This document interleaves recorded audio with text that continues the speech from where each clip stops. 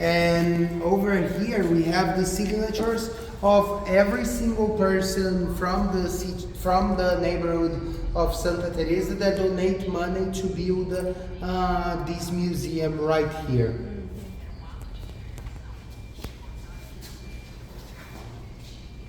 Oh, here you can put your name, Santa Teresa.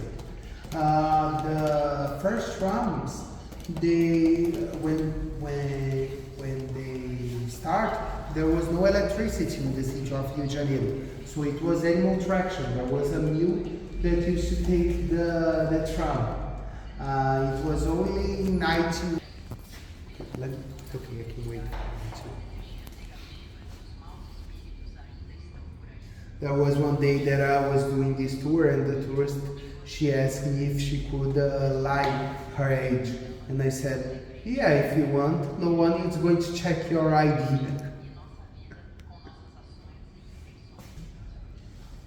If you want, you can take pictures here, no problem.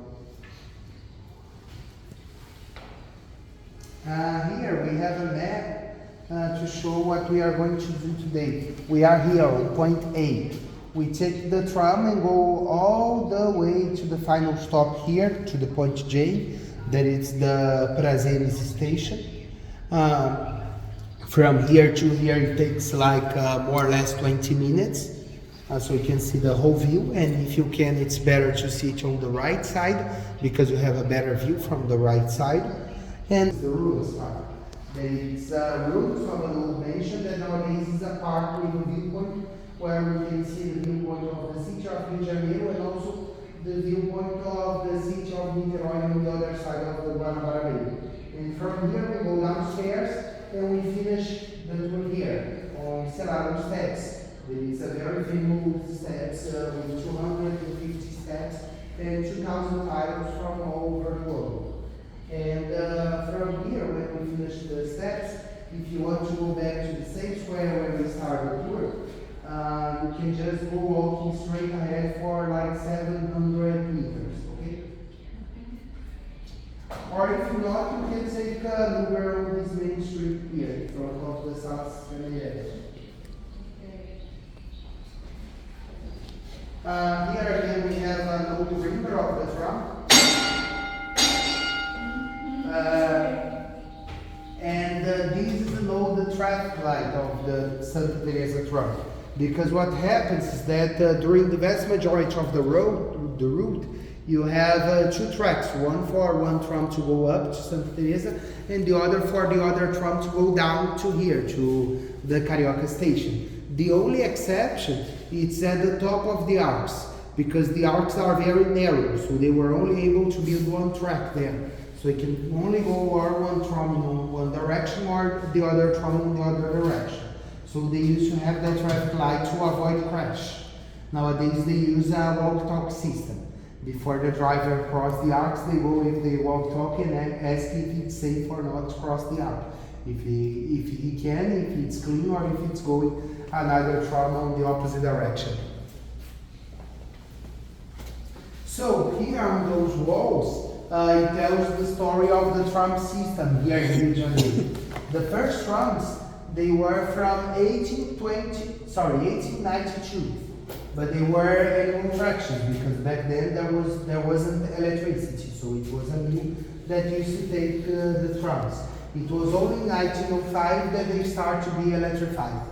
And at the time you could go anywhere you want in Rio de Janeiro by taking a tram. They have trams all over to everywhere here in Rio de Janeiro. And here we have some special trams. This one is taking people to enjoy the carnival in the center of Santa Teresa with some masks of the carnival here. That one was used to isolate the people with tuberculosis, because back in the beginning of the 20th century we had a tuberculosis pandemic and there wasn't a lot of medicine for tuberculosis at the time, so in order to avoid the disease to spread, they used to isolate the people.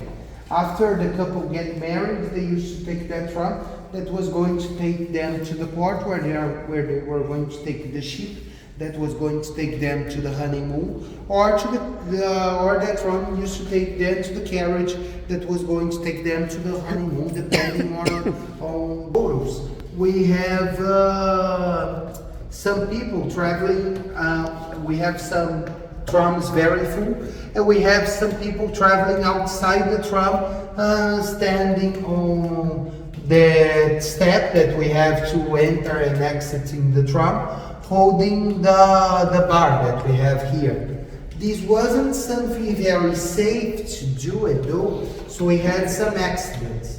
The most serious one happened a decade ago when a tourist from France, he was traveling outside, standing on that step, and he couldn't hold the bar and he fell from the arcs and he died. So since then they forbidden the people to travel outside the tram standing. Nowadays, in the second half of the 20th century, with the popularization of the automobile, all those tram systems, they start to be gradually replaced by bus routes. And the last trams that we had departed in 1963. Nowadays, of that whole tram system that we used to have here, the only thing that lasts is the Santa Teresa tram. That